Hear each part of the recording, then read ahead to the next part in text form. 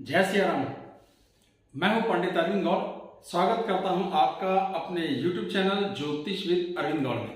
और हमारे आज की चर्चा का विषय है भावात् भावम, यानी किसी भी भाव की गारंटी, उस भाव को फर्दर क्रॉस चेक, उस भाव के रिजल्ट मिलने की उम्मीद कितनी अधिक को देखने का तरीका है भावात् भावम, यानी भाव से भाव को देखना। तो है तो बहुत बड़ा टॉपिक, लेकिन फिर भी मैं कोशिश करूंगा कि जितना कम समय में बात समझाई जा सके आपको समझा दी जाए। टॉपिक बहुत बड़ा है। तो किसी भी भाव से उतना ही आगे जाकर हमें उस भाव को देखना होता है। एग्जाम्पल, अगर हमें चौथा भाव देखना है तो चौथा भाव है सुखों का।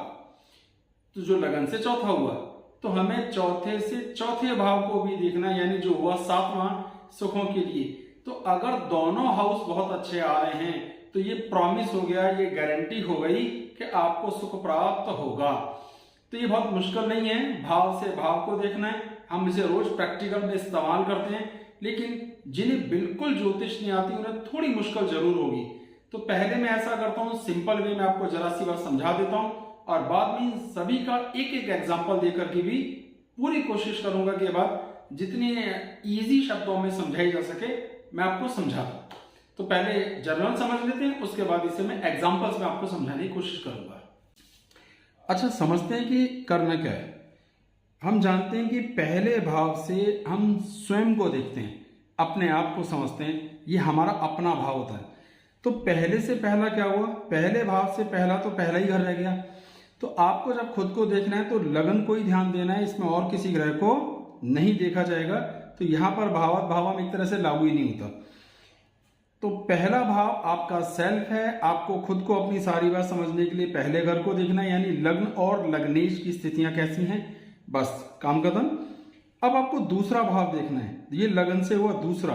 तो दूसरे भाव से हम देखते हैं कुटुंब का सुख, हमारी बोली भाषा, हमारा व्यवहार, हमारी आंखें, उनका सुख। तो अब हम यहां से जो सुख देखते हैं इसकी फर्दर गारंटी लगन से कौन सा हुआ, ये एक दो दूसरा। तो दूसरे से दूसरा एक दो यानी तीसरा घर देखना है।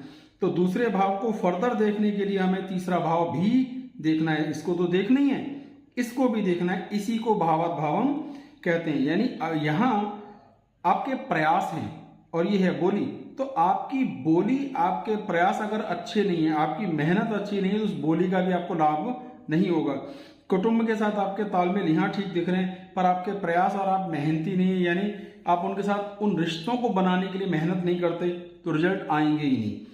ठीक इसी तरह अगर आपको तीसरा भाव देखना है, एक दो तीन तीसरा भाव, तो इसका भाव क्या बनेगा, इससे तीसरा, एक दो तीन पांचवा, यानी तीसरा भाव देखना है तो पांचवा भाव भी देखिए।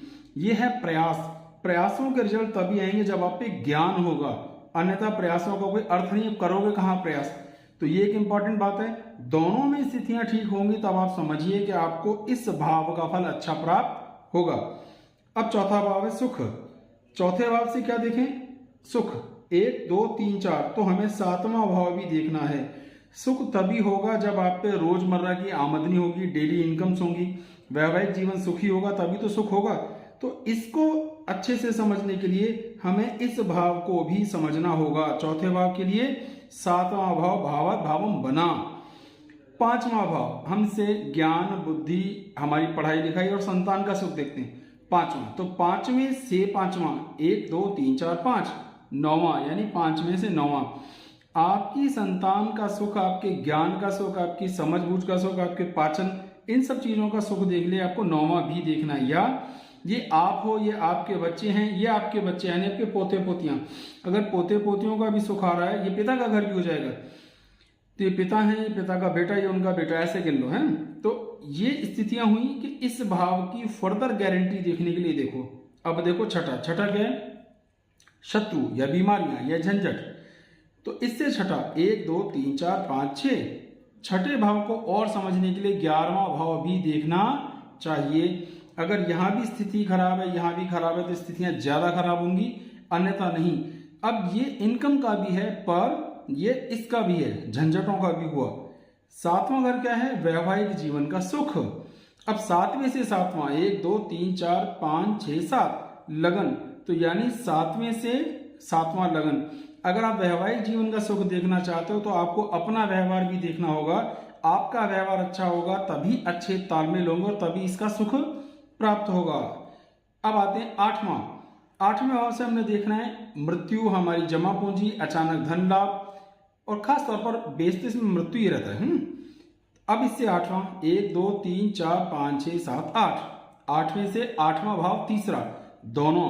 तो इन दोनों भावों से हम मृत्यु की संभावना या खराब स्थितियों को काउंट करते हैं, इसलिए तीसरा भाव मृत्यु की संभावना भी देखने के लिए देखा जाना चाहिए। इसके फर्दर क्लैरिफिकेशन के लिए नौवां हो गया भाग्य।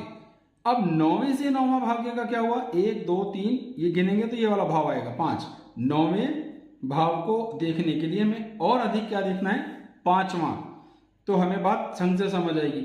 भाग्य तभी काम करेगा जब ज्ञान होगा, लाभ तभी होगा जब हमें सहयोग प्राप्त होगा। तो ये एक तरीका समझने का है। दशम भाव ये हमारा जीवन स्तर, हमारी स्थायी आमदनी, हमारे रुतबे को बिलोंग करता है। ये सब तभी होगा जब हमें दशम से दशम यानी सातवां, दशम भाव सातवां भाव, इस भाव की मजबूती देखने के लिए इसको भी देखना चाहिए। वैवाहिक जीवन सफल सुखद होगा, रोजमर्रा की आमदनी रेगुलर होगी, सुखों का योग ठीक बनेगा, तभी तो जीवन में स्टेटस आएगा। अब आ जाती है हमारी आमदनी देखने का तरीका, यह है 11वां भाव। तो इसके लिए हमें इसका 11वां कैसे गिनेंगे, 1 2 3 4 5 6 7 8 9 10 11, यानी 11वां भाव देखने के लिए 9वां भी देखें। हमारे पास हर रोज की आमदनी, ये सब चीजें तभी आएंगी जब हमारा भाग्य भी साथ देगा। ये एक भावात भावम का नियम मैं समझाने की कोशिश कर रहा हूं। अब आ जाती लास्ट 12वां भाव, ये है व्यय, खर्च हो जाना, खर्चे। अभी खर्चे देखने के लिए ये खर्चे ठीक से हों तो उसका तरीका क्या है, 12वें से 12वां यानी 11वां, 12वें से 12वां 11वां। तो अगर यहाँ इनकम होगी तभी तो खर्च कर पाओगे, या यहाँ भी खराब है और यहाँ भी खराब है तो आपकी स्थितियां खराब होंगी। तो मुझे उम्मीद है ये ज़्यादा मुश्किल नहीं है। आपको अपनी कुंडली लेनी है, जिस भी भाव के बारे में देखना है उससे उतना भाव आगे गिनना है। ये मैंने लिस्ट भी लिख दी, अगर आप इसका स्क्रीनशॉट भी लेंगे तो बात समझ में आएगी। अब ये सारी बातें प्रैक्टिकली मैं आपको एग्जाम्पल्स में भी समझाने की कोशिश करता हूँ जिससे ज़्यादा आसान हो जाए। दूसरे भाव को समझने के लिए इस कुंडली पर ध्यान दीजिए। अब इसका दूसरा भाव कौन सा है, ये वाला। इस भाव की स्वामी की स्थिति अष्टम भाव, ये है भाषा, और भाषा की स्थिति आप देख रहे हैं शुक्र 8वें घर में, जो 2 पापी ग्रहों से पीड़ित भी है, मंगल और सूर्य। यानी इस आदमी की भाषा कठोर होनी चाहिए, गुस्से वाली होनी चाहिए, दबाव वाली होनी चाहिए। 2 पापी ग्रह साथ बैठते हैं। और ध्यान देंगे तो इस भाव पर राहु की भी पूरी दृष्टि पड़ रही है। अब भाव भावम क्या कहता है कि हमें ये दूसरा देखा है तो दूसरे से दूसरा यानी तीसरा, 8वां, इसे लगन समझ के अगर हम कुंडली बनाएं तो ये वाली बनकर आएगी। अब 8वें भाव की स्थिति पे अगर हम यहाँ ध्यान दे रहे हैं तो इस भाव का स्वामी मंगल 6ठे घर में स्वग्रही है, जिसकी पूरी दृष्टि यहाँ 8वीं दृष्टि पड़ रही है। तो जो चीज हम सीख सके वो ये कि यहाँ भी भाषा का प्रभाव बड़ा जबरदस्त है और उसकी व्यवहारिकता भी बहुत ही खूंखार है, क्योंकि यहाँ पूरी दृष्टि आ रही है। ये हिटलर की कुंडली है जिसके शब्दों में इतनी ताकत थी कि वो अपनी पूरी फौज को सारी दुनिया से लड़ाने में कामयाब हो गया। फिर से समझ लीजिए, ये भाव, इस भाव के स्वामी की स्थिति खराब है और कठोर, मंगल के साथ, सूर्य के साथ। और इस भाव पर जो भाव से भाव, जिसे हमने यहाँ लगन बना के कोशिश की कि समझ में आ जाए आपको, इसी को नंबर 1 मान के ग्रह एज इट इज भरे गए हैं। तो यहाँ क्या समझ में आया कि मंगल की यहाँ पूर्ण दृष्टि है, तो ये अत्यधिक कठोर और ही जिद वाली बात बनी। ये एक तरीका है बात को देखने का। अब इस कुंडली पे ध्यान दीजिए, इसमें हम तीसरे घर की चर्चा करते हैं। इस कुंडली में तीसरा घर देखिए, 1 2 3। तीसरे घर की स्थिति क्या है कि तीसरे भाव का स्वामी गुरु यहाँ स्वग्रही होकर के बैठा है। ठीक है सर। अब हमें तीसरे से तीसरा देखना है। तीसरे से तीसरा कौन सा होता है, 1 2 3, 1 2 3, 11 नंबर। इसी को लगन समझ के कुंडली बना ली जिससे समझना आपको आसान हो।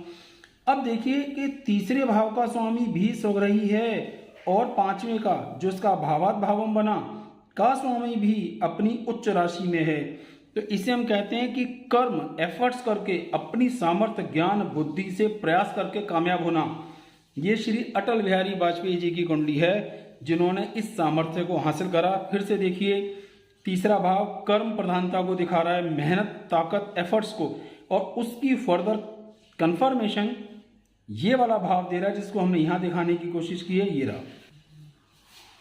अब चौथे भाव की कुंडली पे ध्यान दीजिए, 1 2 3 4, चौथे भाव का स्वामी शनि की पूरी दृष्टि यहां पड़ रही है, तो बहुत अच्छा चौथा भाव हो गया।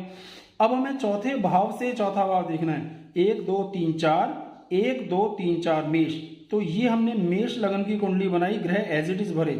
तो अब मेष लगन की स्थिति क्या है कि मंगल की पूरी दृष्टि, यानी चौथे भाव पर भी चौथे भाव के स्वामी की पूरी दृष्टि आ रही है, और चौथे से चौथे भाव के स्वामी पर भी मंगल की पूरी दृष्टि आ रही है, जो मैंने यहां भी दिखाया। तो इससे ही समझ में आता है कि जिन्हें सुख मिलना है, जिन्हें सामर्थ्य हासिल होनी है, जिन्हें ऊंचा रुतबा मिलना है, ये उस तरह से कुंडलियों में मजबूती आती है।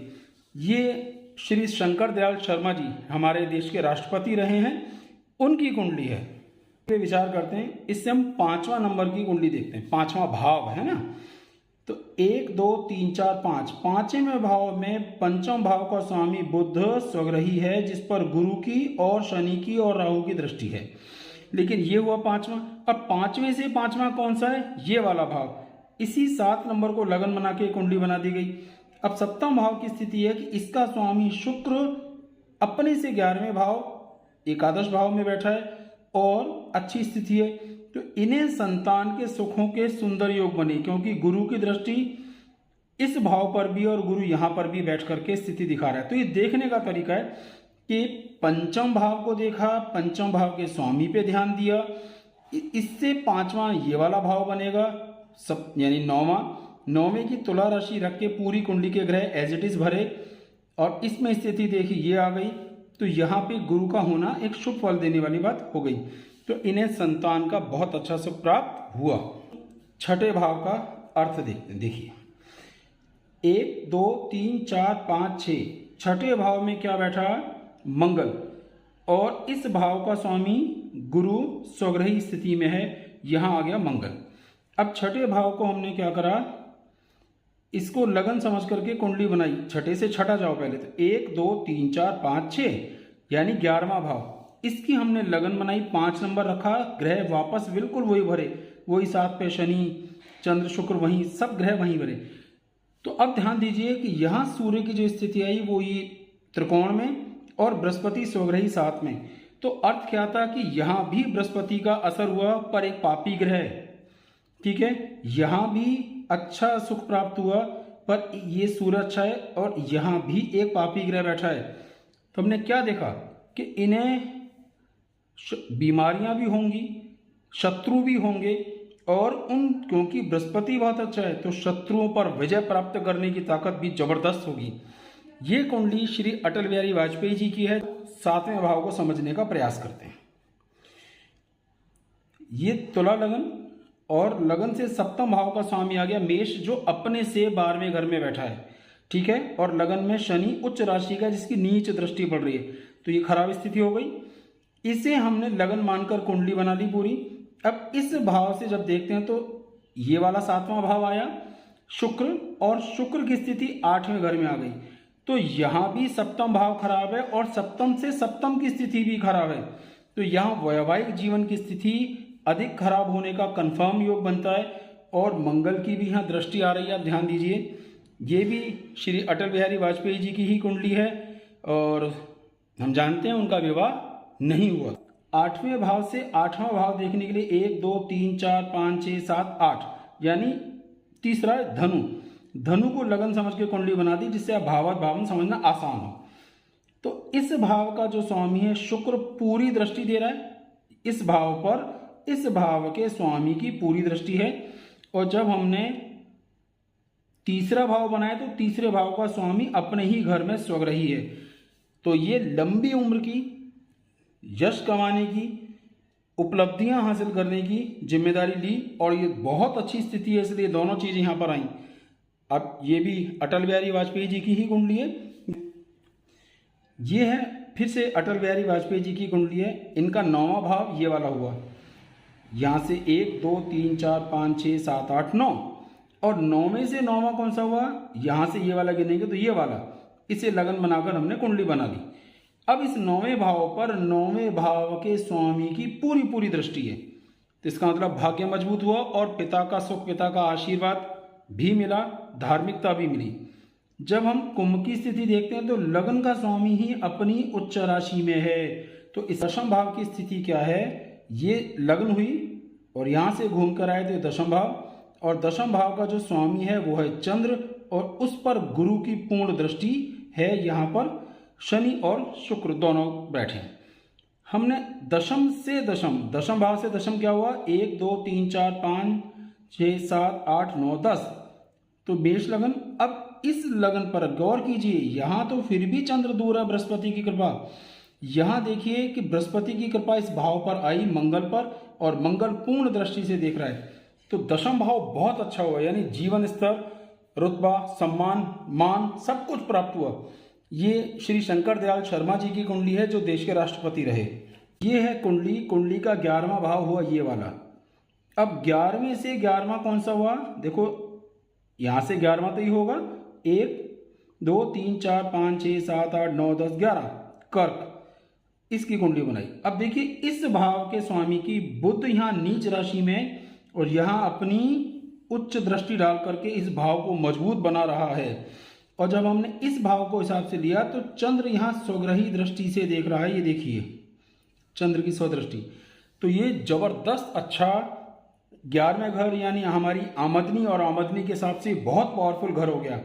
ये श्री माधवराव सिंधिया जी की कुंडली है, जो समझिए सिंधिया खानदान के राजा ही थे और एक ऊंचे स्तर के मंत्री भी रहे। तो इतना अच्छा 11वें भाव का और हिसाब किताब कहीं मिलना मुश्किल है। आ जाते हैं 12वें भाव पर।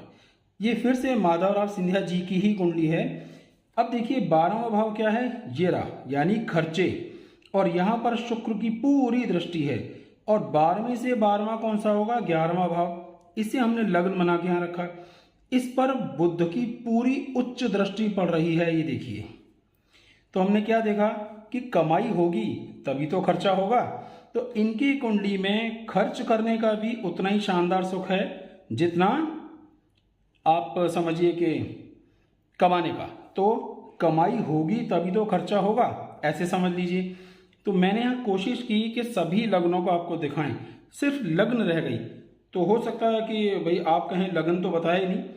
इधर देख लेते हैं, ये लग्न है और लग्न का स्वामी मंगल अपनी उच्च राशि में है।